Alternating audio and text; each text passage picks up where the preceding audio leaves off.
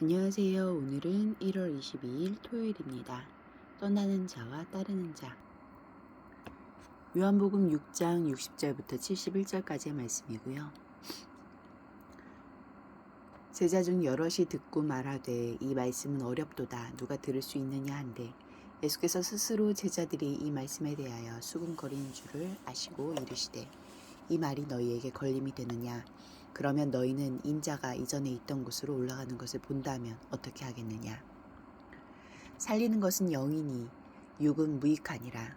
내가 너희에게 이른 말은 영이요 생명이라.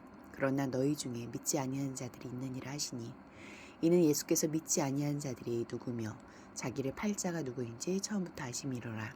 또 이르시되 그러므로 전에 너희에게 말하기를 내 아버지께서 오게 하여 주시 아니하시면 누구든지 내게 올 수 없다 하였노라 하시니라. 그때부터 그의 제자 중에서 많은 사람이 떠나가고 다시 그와 함께 다니지 아니하더라.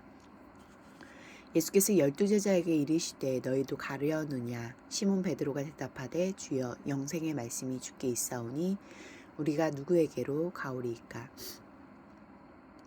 우리가 주는 하나님의 거룩하신 자인 줄 믿고 알았사옵나이다. 예수께서 대답하시되 내가 너희 12를 택하지 아니하였느냐. 그러나 너희 중에 한 사람은 마귀니라 하시니 이 말씀은 가룟 시몬의 아들 유다를 가리키심이라. 그는 12 중에 하나로 예수를 팔 자로라. 64절부터 71절까지의 말씀에서 예수님은 어떤 분입니까? 예수님은 자신을 따른 제자들 중에서 믿지 않는 자들도 자신을 배반하고 팔아넘길 제자가 있다는 것도 아셨습니다. 제자라는 이름을 달았다고 다 믿고 있는 것은 아니고 아버지께서 오게 하지 않았는데 자기 야망과 욕망을 위해 따르는 자도 있다고 하셨습니다. 진리를 왜곡하면서까지 추종자들을 모으려고 하지 않으셨고 떠날 줄 알면서도 가혹한 진실을 말씀하시고 실상을 적나라하게 드러내셨습니다. 그럼에도 12제자에게는 너희도 가려느냐 하고 물으시며 떠나지 않고 남길 원하는 마음을 내비치셨습니다. 우리의 부족함과 연약함을 알고도 여기까지 이끌어오신 예수님은 끝까지 우리를 포기하지 않고 사랑하실 것입니다. 우리도 그분을 끝까지 사랑하며 따릅시다. 60절, 61절, 66절 말씀입니다.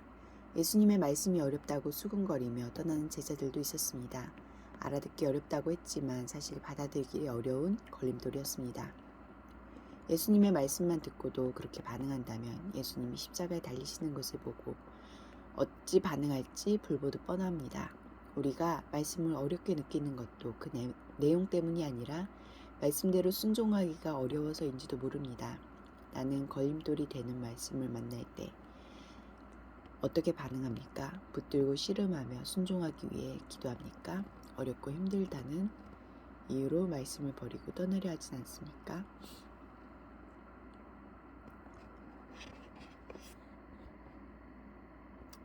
66절부터 71절까지 말씀에서 나에게 주신 교훈은 무엇입니까? 예수님의 말씀을 듣고 많이 떠나고 겨우 12만 남았습니다. 그 중에 한 명은 마음만 떠나고 마음은 떠나고 몸만 남았습니다. 제자들이 많이 떠난 상황에도 베드로는 주의 말씀 하나님의 거룩하신 자를 두고 아무데도 가지 않겠다고 합니다. 물론 자신의 이 고백이 얼마나 큰 의미를 담고 있는지 얼마나 철저한 자기 부정과 희생을 각오해야 하는지를 알고 한 말은 아닐 것입니다. 하지만 이제 우리는 어떤 포기와 희생을 요구하신다 해도 그리스도의 희생보다 크지 않고 어떤 고난도 장차 얻을 영광과 비교할 수 없음을 합니다. 주님은 우리에게도 물으십니다. 너희도 가려느냐? 기도하시겠습니다. 공동체를 위해서는 주님의 말씀을 깨닫는 지혜와 끝까지 주님을 떠나지 않고 순종할 힘을 주소서. 열방을 위해서는 10년 만에 다시 강진이 발생한 IT의 인적, 물적 피해가 심각하다. 국제사회가 인도적 차원에서 적극적으로 지원하며 세계교회가 협력하여 현지 교회와 교인들을 힘껏 돕도록 함께 기도하시겠습니다.